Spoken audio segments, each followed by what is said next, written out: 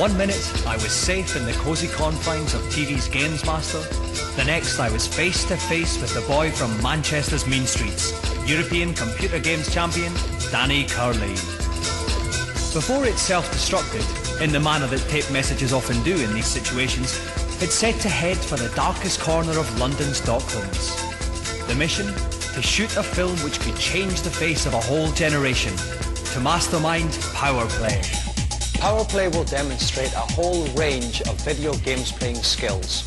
Now note I use the word skills, not cheats. Cheats are sad, they're tragic. In fact, if you need to use cheats, you're probably the type of person whose lips move when they read. You will find no cheats on this video. What you will find is real, genuine skill which will teach you. To do this, Danny Curley will pass on the benefits of his years of legendary games playing prowess. We'll sit together in a cosy, chummy conversation type situation and we'll start with the basics. Proper joystick technique. Real button bashing. Screen positioning. And weapons technique. We'll take those basic skills and apply them to every single type of game you could possibly imagine. Platform games, beat 'em up, sports, no stone will be left unturned. We reckon by the end of the video you have an exceptional chance of being pretty above average. So much so that we'll test your newfound skill with a special Danny Curley Games Challenge at the end of the video. So if I was you, I wouldn't let my attention wander for a second.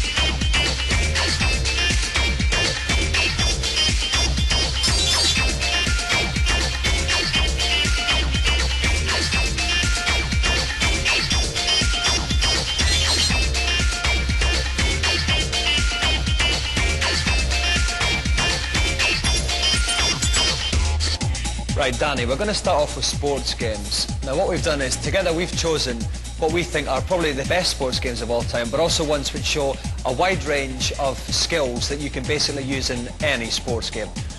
We're going to start off with Speedball 2. Now this has got a management section, Danny. How do you cope with that? In the management section you can actually go into the gym where you can beef up the attributes of all your separate players individually. I've actually noticed that I seem to use my goalie and my centre forward more than any other players on the pitch. Right. I also noticed that a lot of other people seem to use them too most. That's mainly because all the goal scoring is done between them two certain players. Right. So it's very important to beef them up to their maximum potential. Do you think that's a general rule if you've got any type of sports game where you get the chance to build up players in a team? Is it better to go for the individual you use the most rather than spread it out? Yeah, it's important to be able to identify which certain players you use the most. It's like in, say, American football games. If you use your left receiver the most, if you can actually beef him up, beef him up.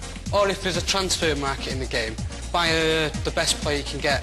There's no point in wasting money on players you hardly ever use. What if you have a little bit more left over, who would you put it on? Centre midfield. Right. He seems to do quite a bit of passing and receiving, so I'd go for him. So you're keeping that channel up the middle of the pitch. I think it's a Wimbledon type of game. That's right, yeah. Okay, Danny, so I'm in the blue going up the pitch, you're in the red going down. So what I want to see from you, Danny, is some good goals. Go on, hit me with your best shot. Here's a good one. You stand about there. Yeah. And throw it very high. So it's right in the middle. Then go in, smash the goalie and knock it in the back of the net like that. Okay, as we see from the replay there, Danny throws it in high, so my goalie's committed to jumping. On the way back down, he bashes him and right in the back of the net. Well, it's funny, Danny, because I use a slightly different version of that. It's not quite so subtle. I just basically tank it up the middle, right up to the goalie and just keep battering him. But the problem is, because you've powered up your goalkeeper so much, it doesn't quite work against him because he's rock hard. But 9 times out of 10, that will work as well. Okay, Danny, we've covered the goals. Now, is there any other tips, any other general tips on Speedball 2? These coins at the side. Yeah. Always go up your way to get hold of them. Be very important, because with the money, you can beef up your players better. So if you've got a stronger team, that gives you a big advantage over your opposition. Right, and you can power up those essential players like the goalie, like the centre forward again. And there's also these corkscrew things at the side of the pitch called score multipliers. At the present, you get 10 points for a goal. If you throw it round once, you can see a little orange light there. It indicates that I'll now get 15 points for the goal. Right. It multiplies it by 50%. If you throw it around again, I'll now get 20 points for the goal. So it's worth going out of your way to try and get Yeah, them? I'd actually advise you, that should be your first priority at the start of a game. Yeah. Also, if your mate does that, the very first thing you should do is counteract that. If you throw it back round, then it'll knock it off so his scores won't be multiplied. But the fact is, this is all irrelevant anyway, Danny, because there's no way you're getting near my goal again. We'll have to see about that, Dominic. OK, Danny, we move on from Speedball 2 to another game in which you can set about your opponents in a non-sporting manner. NHLPA hockey. We've moved from the Speedball court onto ice now, Danny, but can you still score on this? Yeah, you can. There's a lot of certain paths that you've got to take throughout the ice rink that always ends you up in good goal-scoring positions. OK, show us one of them, Danny. You're in the dark playing down. Well, my favourite one is to sort of come down, round here, curve back around the defender so they get confused, and smack it down like that. As you can see, it goes right in. Right in the goal. We can see that on the replay there. You curve round, so that confuses the defenders completely. That's right. If I keep moving because of the inertia on the ice, which is quite strong, they can't actually pull back and chase after me quick enough. And you end up with a cracking one in the corner.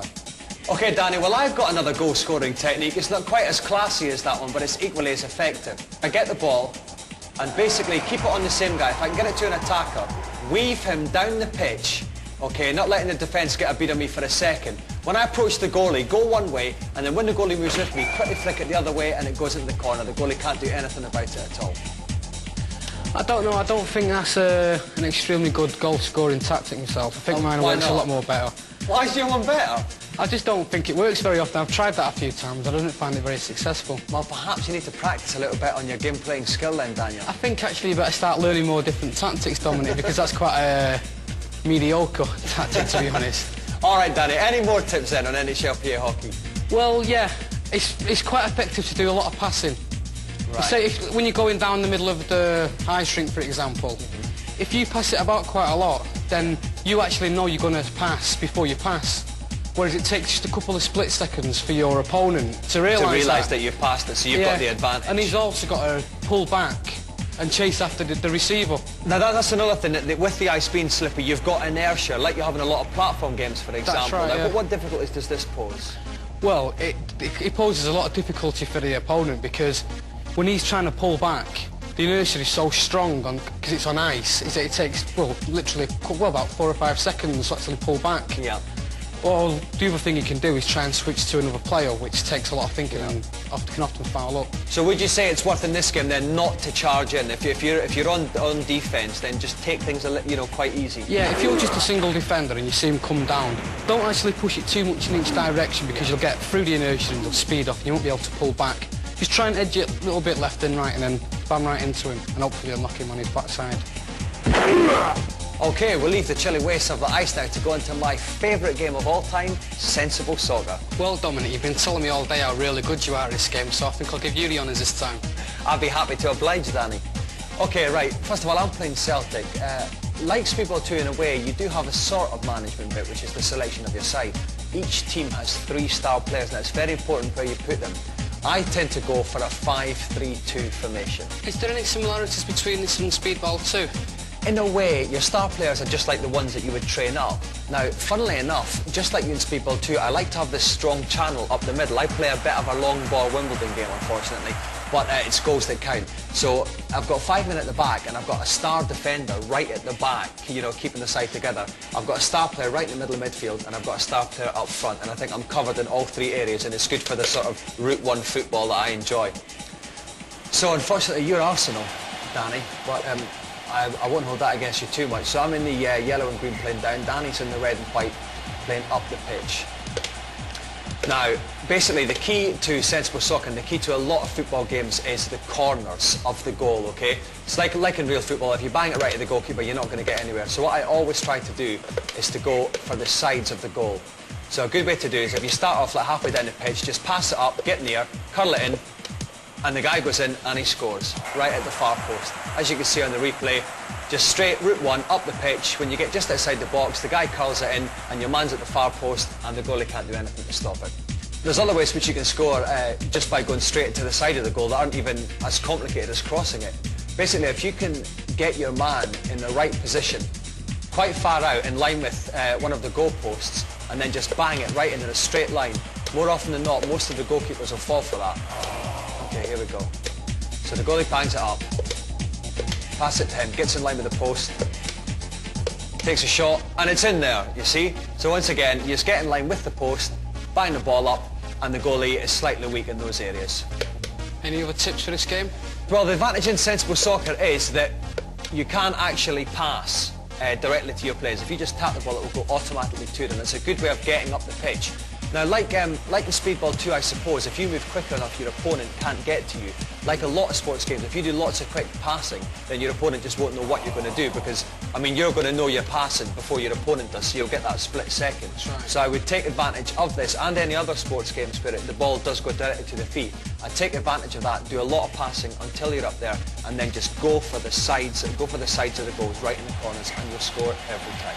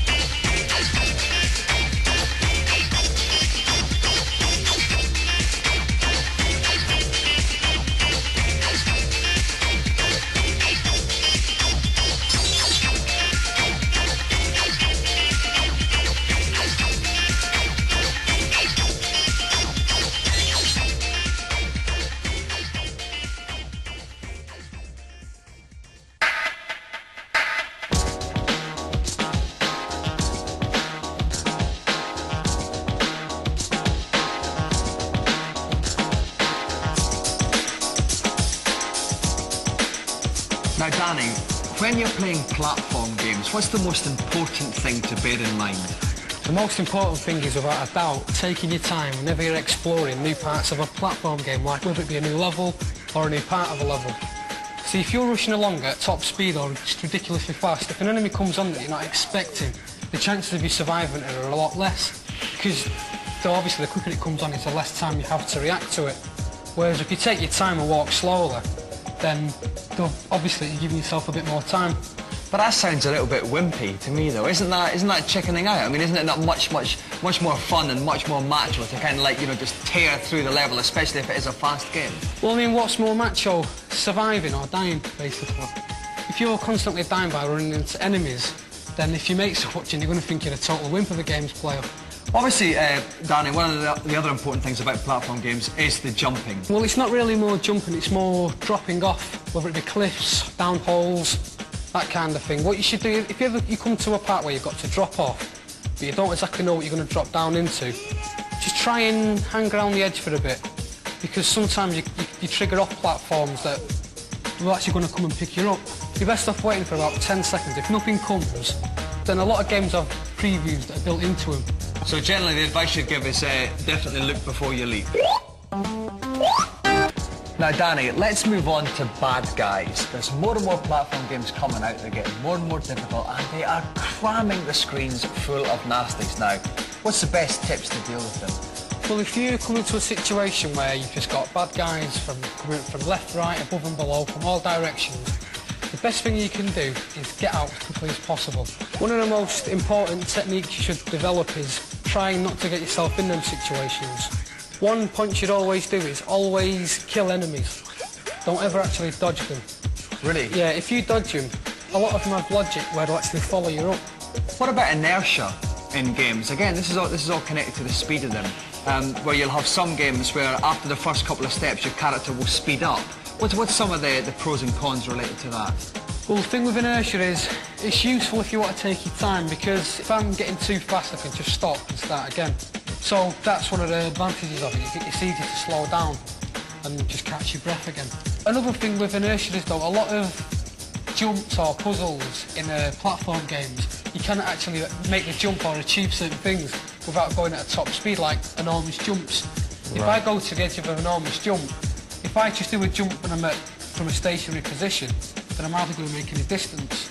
Whereas if I get a good run up, then I can run back and I'm going a lot faster, so I can make a jump. It's like, say, the loops in Sonic the Hedgehog. Yeah. You You can't make the loops unless you get a good run up first. But like we just see there, again, the other problem with taking the run up is you go faster. If you're not careful, if you don't know where you're going, you get clobbered by a bad guy. Well, what you've got to do, say if it's a large jump, if you're going too fast, and you can make the jump with loads of room spare, as soon as you see the land, where you're supposed to land, come on screen, ease off the speed a little bit by pushing left, so you should land quite close to the edge, then you can start going slow again. Right, so basically start slowing down even before you land. That's right, yeah. Now, Danny, a long time ago, platform games were really simple. You just went along in a straight line from A to B. Nowadays, obviously, everything has changed. They're a lot more complicated, and we now have multi-directional platform games. Now, what tips can you give people on those? Well, the thing is with most multi-directional platform games is there is only one route to the end of the level. I'll show you on flashback what I mean. As you can see on the screen, there's 5 exits going in 3 separate directions. Only one will take me to the end of the level. So why have they put on the other ones? Basically just to add a bit more to the game. But you'll normally find a lot of items or bonuses in these screens as well. That's just to give you the incentive to go out of your way to collect them. It's like here, I'm going to pick up this hollow cube. Now, is that something that you'll need in the game? Yeah, I'll need that. Because after about 2 or 3 screens going the correct route, I come to a part where I can't progress without the hollow cube. Do you think it's better to, identify the correct route and blast through it, or is it better to explore every single avenue? Yeah, if you do find the correct route, you're probably best off going there for the first time. Once you learn it, then explore all the other parts and find the bonuses and stuff. And how can you spot if it's the correct route? Is there anything that would give the game away? It's usually a lot more difficult.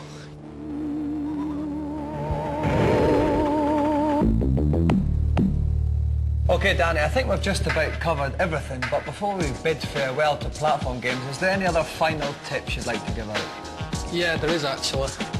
There's a real skill in actually knowing who your enemies are. Is that not quite obvious sometimes? It is most of the time, but sometimes it's rather camouflaged in the background. Okay, let's see how that works on Cool Spot then, Danny. As you can see, you've got a nice lovely background, you've got this lovely worm. Is it an enemy or not? Some people will be able to tell it is, a lot of people won't. The best thing you can actually do to determine whether it is or it isn't is just try shooting at it. No matter how cute it looks? Well, the cuter the better.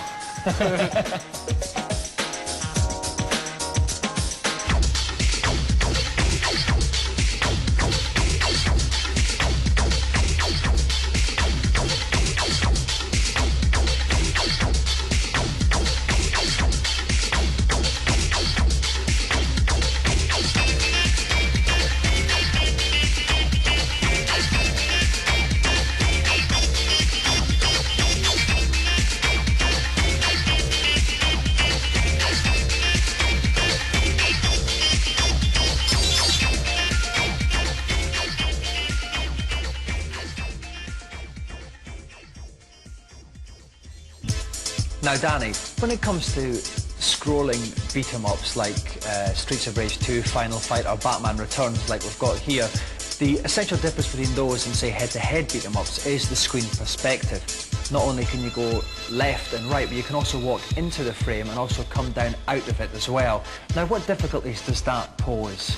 One main difficulty is the fact that you've got to be on exactly the same horizontal line as the enemy to connect any punches or any sort of kicks. But that can also work to your advantage because so have they. So is it advisable to get on the same horizontal line as him and then just walk straight up to him and start laying in? It's okay to do that against the normal standard enemies that come all the time, but when you get to the more difficult and more varied mid-level guardians or end-of-level guardians, you're probably best off attacking them from a different line, a different horizontal line. So when you actually get on a vertical line with them, you can't actually hit each other. But then actually approach him from a vertical line, say from above or below.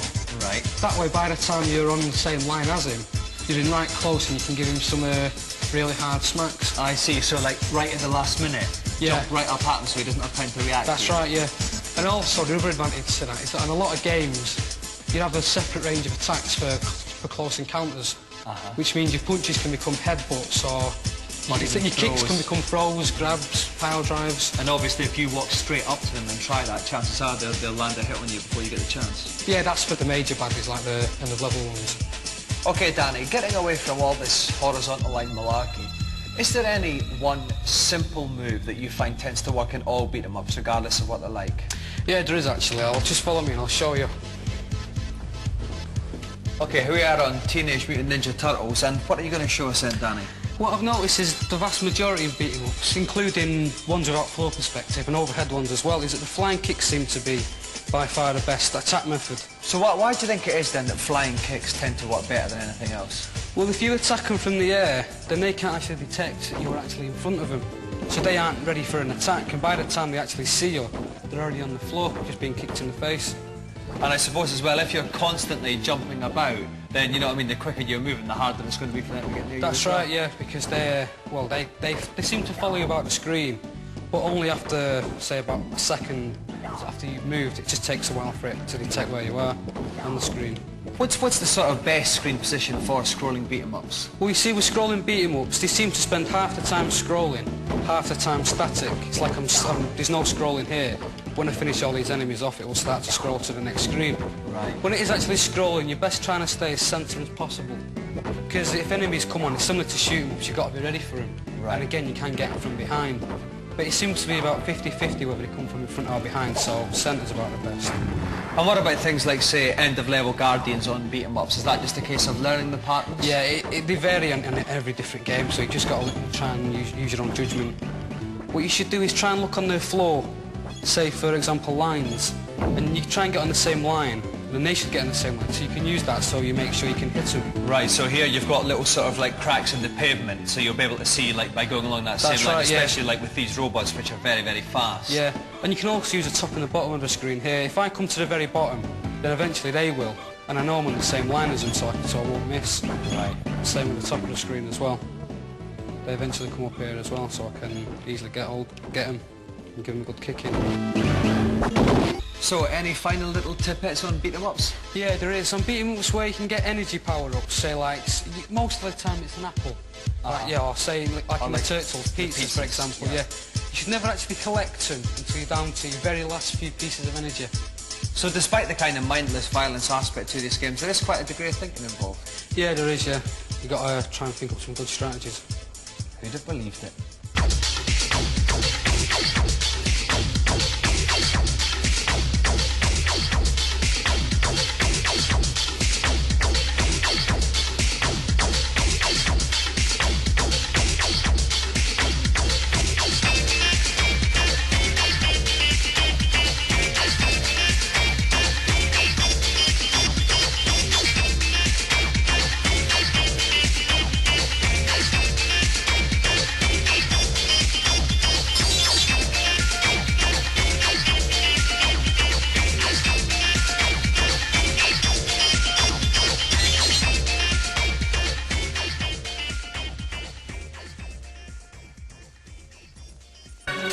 Finding the right joystick technique is something we all must do at some point in our teenage life.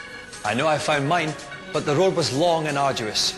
Here Danny shows you some shortcuts as he gives his personal selection of great gaming grips.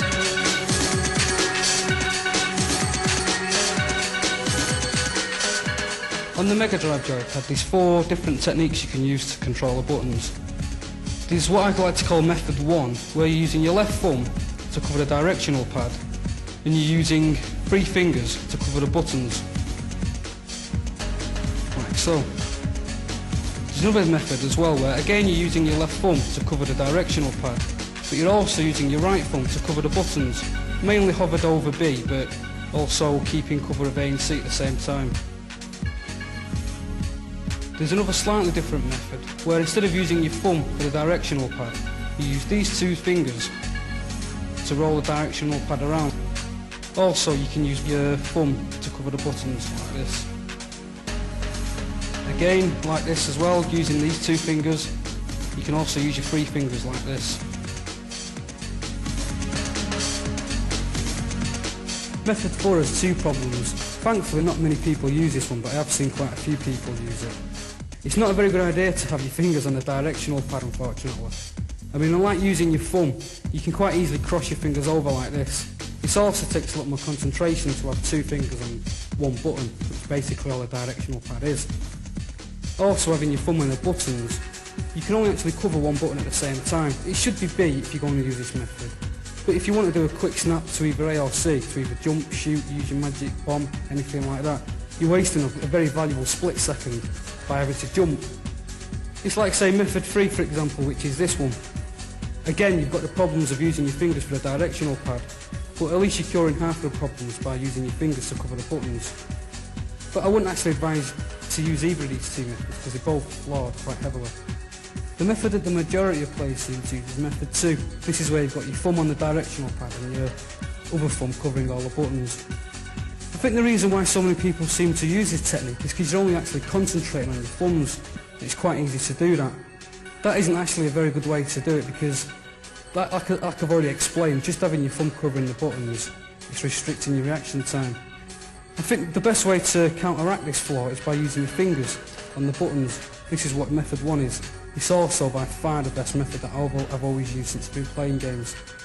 This way you get the best of both worlds. You're using your thumb to roll around the joypad and you're getting to cover all 3 buttons at the same time. This might cause a few problems to learn this technique at first. Once you get used to concentrating and having 3 fingers at the same time, you become a lot better games player. Right, Danny, we now come to the most exhausting type of games there is, button bashing games. Usually of the Olympic variety, where all kind of snooty finesse goes out the window and it's just hammer 2 buttons as hard as you possibly can. Obviously, joystick technique is of paramount importance here, Danny. What technique do you favour? The technique I favour has got to be the rubbing your thumb on the buttons. Just get your thumb and rub like mad on the buttons, A and B usually. Do you not get a blister or something? That's what I was going to say. If you do it without some sort of covering, whether it be a sleeve, a sock, a towel... Lovely little silk handkerchief? Yeah, perhaps? if you want to, yeah, if you're rich enough. That'd be nice. Yeah, just cover your thumb and blast away like there's no tomorrow. Now, why is that better than the rest? Well, with all the other techniques, you're constantly lifting your fingers off the buttons, which actually takes, well, a microsecond. But the amount of times you're hitting the buttons, you know, which is like hundreds, it adds up. Yeah, hey, don't knock microseconds. You can't knock microseconds, no. Whereas with this technique, although you're moving your hand left and right, you're not actually leaving the buttons, you're just crossing one or the other. Right. So what are some of the other techniques then, Danny? Well, most people seem to use a finger technique, which is just smashing A and B as fast as possible with your fingers. Which, like I said before, you're lifting, which with this technique you're not. Yeah. Also, it tends to shove the Mega Drive pad about, doesn't it? Yeah, it does. It seems to move about the table like it's got a mind of its own. Yeah. So, unless you've got some sort of locks around it, you're not really, shouldn't be using that technique, no. I'll show you what I use, Danny, actually. This is a very, very bizarre one. This is called the 2-thumb technique, basically because you use 2 thumbs rather than like 3 or 4. And what it means is you put your 2 thumbs over the A and B button and you grip the Mega Drive joypad firmly, but gently still, right? And just move the joypad as quick as you can so that the buttons actually hit against the thumbs. Now, it's quite good because, I like this because you can actually use your arms and generate quite a bit of power in it. And I think that my technique might have enough to beat you on the 100 metres in Olympic gold. So we'll just see it. In fact, tell you what, Danny, I'll even go first. Okay, so here we go. It's Dominik with the 2 thumbs technique. Pioneered in Japan in the early 1920s. And here we go. And he's making his way through the field. But it's starting to slip out my hands. Danny, it's starting to slip out my hands. Story of my life. Hang on. Okay, through. 10.36, Danny. How's that then? That was quite poor actually, Dominic. Okay, well I'll pass it on to you for your incredible technique. Is the plank of wood absolutely necessary, Danny? Yeah, so's my mum's apron as well. So you definitely, so this technique involves a mother's apron and a plank of wood? Yeah, you need them 2 accessories or you just got no chance. Alright then, just as well as the kind of thing everybody carries about with them in their wallet. Obviously, yeah. So off goes Danny, 10.36 to beat here. And he's tearing through them, he certainly is. We're halfway through here, he's only been going for 4 seconds. He's streaking ahead of the rest of the pack. This could be a monumental time here for Danny. He comes up to the finishing line. He goes through 10.10. So Danny beats me by 26 hundredths of a second. Slightly better technique than Danny. Just slightly better, yeah.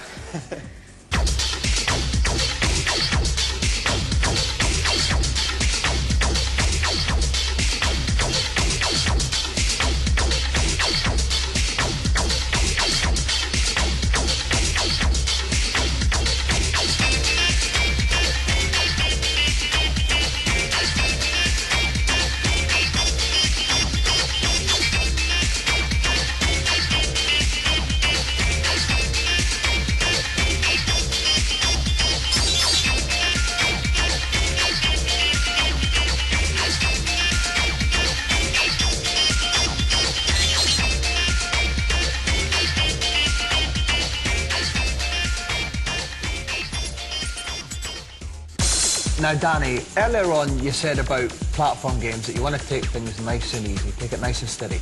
Now, shoot-em-ups are a different kettle of fish altogether. You've got all manner of mayhem spraying at you from every single direction. Your obvious concern has got to be, how do you keep your spacecraft safe? So where's the safest area for it? By far the best position you can actually keep your actual spacecraft is approximately a third from the back of the screen, which obviously means you've got 2/3 of a screen in front of you. About there, that's about the best place. Now, why is that so good there, Danny? Well, as you probably already know, the vast majority of the enemies always come from the front. That's where you get the massive onslaught. Right. That's why you need more space in front of you than you do behind. But you get a lot of people who hang around doing this all the time. Right down at the bottom. Right down at the back. That gives you a lot more room to react to enemies coming from the front. But what about all those surprise enemies that come from behind, which always seem to come, you're not expecting them? They certainly do, Danny, and there's a fair few of them as well. There's quite a few, and what kind of time have I got to react when I'm positioned there to an enemy that comes from behind? I would say something like no time at all. Exactly, no time at all. So the best place is around there. Now, is there any times where you would move at all from there? I mean, say if there was a power-up right at the top of the screen, would you say that it's worth, you know, risking it a little bit to go up to the top of the screen to get the power-up? You can relate that to the last technique I was just mentioning. Because if you're busy killing all these enemies that come in front of you, you may not have time to go to get the power-up until you've actually finished the enemies off. So having some space behind you, it actually gives you room to back up a little bit, curve up and get the power up. Now, in a game like Xenon 2 and like lots of other shoot-em-ups, you get attacks in waves. You'll get groups of, you know, like 5 or more enemies coming towards you. Now, is it best to make sure you clear them all up? Well, definitely. You should always kill as many as you can. If you can't kill all of them, kill as many as you possibly can. Because it's usually not too long before the next wave come on. And if you've got 2 waves of enemies on screen, then you're going to have a lot of trouble trying to clear them all off. Right, give us an example when you really want to be moving your craft constantly then. Well, I'll give you the perfect example on Project X. Right, one of the most difficult shoot-em-ups now. Yeah, if I stay still, look how close the bullets come to me. Well, if I keep moving about, dangerously close, very close. Keep moving about, they can't touch me. Right. Simply because it's from the point where the bullet leaves the enemy, it's just going to go in a straight line to where my ship was. And if it's not there anymore? If it's not there anymore, if I keep moving, it just can't possibly hit me. Whereas if I stay still, bam. Exactly. As soon as you stay still, you cop it. Now, this constant movement also applies to things like homing missiles, doesn't it? It's quite tricky with homing missiles, because even if you keep moving, it's going to follow you. But the best way to dodge a homing missile is by going to although it's quite dangerous, to the edge of the screen, preferably the back. Wait till it comes close to you, and dodge very quickly out of the way when it's just really close to hitting you. That way it should go off the screen. You won't have enough space to curve round and follow you. But you said you should never get to the edge of the screen. Well, and you just got to at certain points. Right. I mean, there's not many homing missiles in the game, so the chances of you being followed by a homing missile and an enemy coming up from behind are ridiculously slim. OK, the last of the missile-type orientated questions. Smart bombs are something which are terribly, terribly badly used by most players, aren't they? Yeah, you get a lot of really sloppy, lazy people who just use a smart bomb just because you can't be bothered killing enemies on screen. Just really a cop-out. I'll tell you something, there's nothing that makes me so mad as sloppy smart bombs. I'll tell you something ridiculous. You should always save them until the point where you're going to die if you don't use them. That could be if a bullet's just about to hit you, or an enemy's got your corner and you can't get out of the way.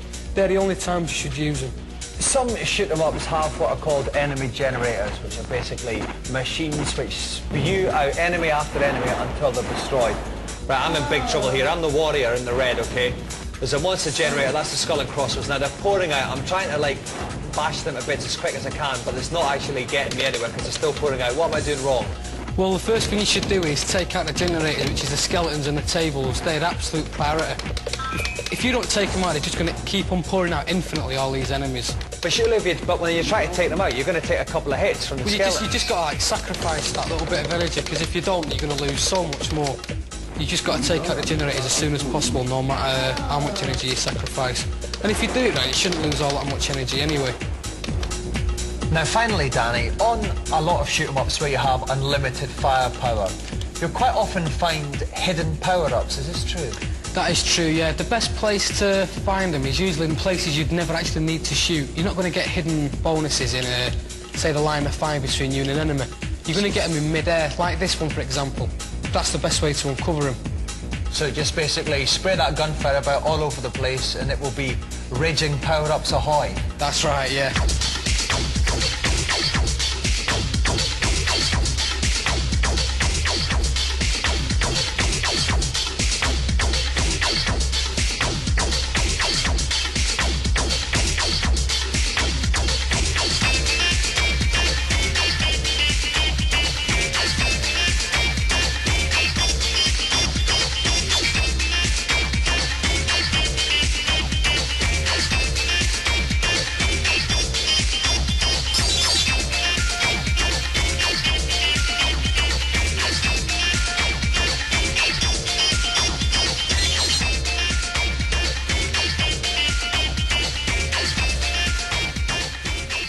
Well, tragically, we've come to the end of Power Play, but I'm sure you'll agree it's been a monumental 45 minutes in a real televisual stroke games playing sense. We hope your games playing skills have improved, but more than that, we hope you've improved as a human being. Now, at the start of the video, we promised we'd set you a challenge to test out your newfound skills, so it's over to the great man himself, Danny Curley, to tell you exactly what it is. Danny. The challenge game is going to be Bubsy Bobcat, and what I'm going to set on the game is you've got to complete the first level as fast as you possibly can. Here I come, baby.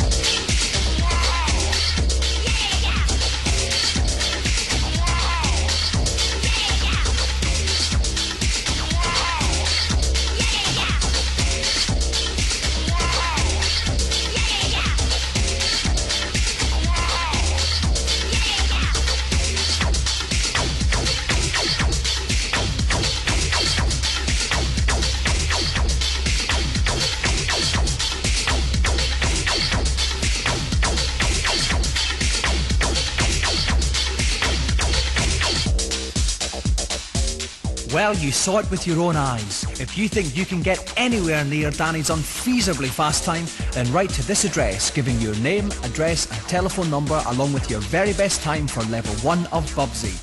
If you measure up, then you will be contacted with full details of the Curley Challenge, to be held around the country in 1994.